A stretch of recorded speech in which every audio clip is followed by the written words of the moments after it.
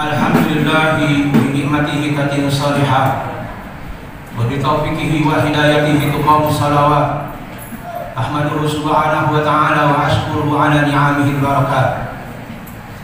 Allahumma salli wa sallim wa karim ala sayyidina Muhammadin wa ala alihi wa sahbihi ajma'in. Amma ba'd, fa ya ibadallah, usikum wa nafsi bi taqwallah wa ta'atihi la'allakum turhamun. A'udzu billahi minasy syaithanir rajim. Laqad manna Allahu 'alal mu'minina idz ba'atsa fihim rasulan min anfusihim yatlu 'alaihim ayatihi wa yuzakkihim wa yu'allimuhumul kitaba wal hikmah wa in kanu min qablu lafi dhalalin mubin. Wa qala Rasulullah sallallahu alaihi wasallam, innama bu'ithtu liutammima makarimal akhlaq, atau kama qala Rasulullah sallallahu alaihi wasallam. Kaum muslimin sidang Jumat rahimakumullah. Alhamdulillah, marilah kita panjatkan puji syukur kehadirat Allah Subhanahu wa taala atas karunia hidayah dan hidayahnya, atas kesehatan yang Allah karuniakan kepada kita sekalian. Alhamdulillah, dengan kesehatan itu kita insyaallah bisa menunaikan sholat Jumat berjamaah, dan semoga itu menjadi keberkahan untuk hidup kita sekalian. Salawat serta salam semoga tercurah atas baginda Rasul Nabi besar Muhammad sallallahu alaihi wasallam beserta para keluarganya, sahabatnya. Kelak insyaallah kita akan mendapat syafaatul uzma. Allahumma shalli wa sallim wa barik alaihi. Usikum wa nafsi bi taqwallah wa ta'atihi la'allakum turhamun. Dari mimbar yang mulia ini saya berwasiat kepada diri saya pribadi, juga kepada saudara-saudara sekalian, untuk selalu bertakwa kepada Allah Subhanahu wa taala dengan menjalankan segala perintah-perintah Allah dan menjauhi segala larangan-larangannya. Insyaallah kelak kita termasuk orang-orang yang mendapat kemuliaan dari Allah Subhanahu wa taala. Inna akramakum indallahi atqakum. Kaum muslimin sidang Jumat rahimakumullah. Allah berfirman dalam surah Al-Qalam di ayat yang keempat, a'udzu billahi minasyaitonir rajim. Wa innaka la'ala khuluqin 'adzim. Dan sungguh engkau wahai Muhammad mempunyai akhlak yang sangat mulia, yang sangat agung. Apa itu akhlak? Akhlak menurut Al-Imam Ghazali Hujjatullah, kepribadian seseorang, karakter seseorang yang melekat pada dirinya, yang dengan akhlak itu memicu, mendorong seseorang berbuat baik tanpa pamrih, tanpa perintah. Saudara, kalau kita melihat di jalan ada orang tabrak mobil, lalu kita tolong dia tanpa menanyakan siapa dia, apa agamanya, dari bangsa apa dia, dari suku apa dia, lalu kita tolong. Itu namanya kita punya akhlak. Al-akhlaqul karimah, punya akhlak yang mulia. Kepada siapa kita harus berakhlak, saudara? Kita harus berakhlak kepada Allah Subhanahu wa taala. Kita harus berakhlak kepada manusia. Juga kita harus berakhlak kepada alam yang kita tempati ini. Saudara, kita ini namanya makhluk.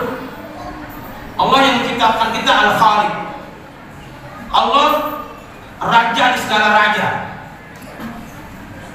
Mulukul Malikul Muluk, raja di segala raja. Kita dinamakan abdun, hamba.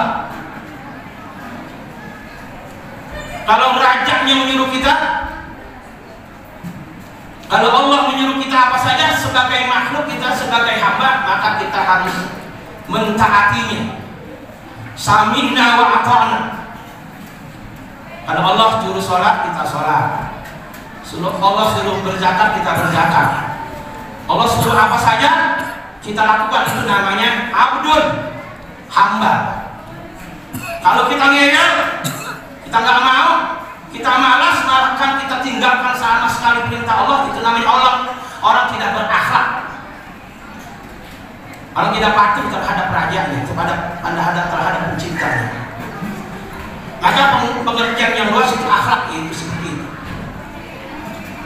Jadi kalau ada di antara kita yang diwajibkan sholat 5 waktu, tetapi sholatnya hanya 1 waktu, 2 waktu, yang lain yang ditinggalkan. Kalau kita mempunyai harta yang banyak, yang di situ sudah diwajibkan zakat, sudah sampai nisabnya, lalu kita kikir, tidak pelit, tidak mau mengeluarkannya, padahal orang sekitar kita miskin, fakir, memerlukan bantuan kita, itu namanya kita tidak patuh terhadap raja kita, Allah. Kita tidak berakhlak. Dan akhlak yang paling sempurna dipunyai oleh Rasulullah SAW. Innaka la'ala khuluqin 'adzim. Innama bu'istu liutammima makarimal akhlaq. Akhlak kepada manusia, kepada siapa saja manusianya, kepada orang kafir. Tetapi kalau orang kafir yang memusuhi kita, kita harus juga tidak berakhlak. Orang kafir zimmi, orang kafir yang damai hidupnya sama kita, kita harus berakhlak. Muamalahnya di dunia harus berakhlak dengan akhlaknya Rasulullah SAW. Mereka kita tidak boleh kita musuhi. Tetapi sekali-kali mereka memerangi kita, kita harus perangi dia. Itu namanya akhlak, bukan toleransi, bukan memaafkan mereka. Kalau mereka menyerang kita, kita harus pertahankan dan kita harus serang dia. Berakhlak kepada alam, kepada bumi, kepada langit, kepada binatang, dan itu diajarkan oleh Rasulullah SAW. Karena kita tidak berakhlak kepada bumi, kepada laut, kepada hutan, akhirnya rusak semuanya ini. Rusak karena tangan-tangan manusia, karena kita tidak berakhlak kepada lingkungan kita. Coba lihat, air yang ada di sekitar kita tidak bisa lagi kita minum. Pepohonan ditebang, airnya banjir. Hutan ditebang, airnya banjir, dan itu merusak dan melanda manusia sekitar. Karena kita sudah tidak mengikuti akhlak yang diajarkan oleh Rasulullah SAW. Akhlaknya Rasul, khuluquhu Al-Quran. Akhlaknya Rasul ada semuanya di dalam Al-Quran. Jadi Quran itu akhlaknya Rasulullah SAW ada di situ. Jadi kalau kita mengikuti perintah Allah dan Rasul, perintah Al-Quran, maka kita sudah berakhlak dengan akhlaknya Rasulullah SAW. Dan akhirnya mari kita buka sejarah bagaimana akhlak sebelum lahirnya Rasulullah SAW. Keadaan orang jahiliyah itu tertulis di dalam surah An-Nahl ayat 58. A'udzu billahi minasyaitonir rajim. Wa idza busyira ahadun bil unsa dhalla wajhuhu muswaddan wa huwa kadhib. Yatawara minal qawmi ma busyira bihi ayumsiku ala hunin am yadusuhu biturab ala sa'a ma yahkum. Ini akhlaknya orang-orang jahiliyah sebelum kedatangan, sebelum diutusnya Rasulullah SAW. Dan nanti baca di rumah di dalam surah An-Nahl ayat 58. Apabila seseorang ini orang yang tinggal sebelum lahirnya Rasulullah SAW di Mekah, apabila dikabarkan istrinya melahirkan seorang perempuan, dhalla wajhuhu muswaddan wa huwa kadhib, merah matanya, mukanya marah. Yatawara minal qawmi, seorang bapak yang istrinya melahirkan perempuan itu mengungsi ke kampung, mengungsi ke pedalaman karena malu. Dikabarkan istrinya melahirkan perempuan. Yatawara minal qawmi ma busyira bihi ayumsiku ala hun. Apakah bayi yang dilahirkan perempuan itu dipertahankan hidup-hidup, tetapi mereka dalam keadaan malu? Am yadusuhu biturab, ataukah anak perempuan itu dikubur hidup-hidup? Alasa ma yahkum, sungguh jeleknya hukum mereka, hukum yang terjadi pada zaman jahiliyah itu. Oleh karenanya saudara, bergembira dengan lahirnya Rasulullah SAW.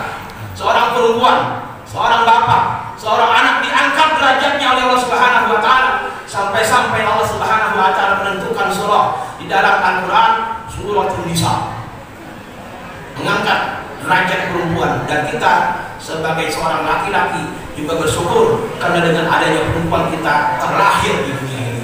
A'udzubillahi minasyaitonir rajim.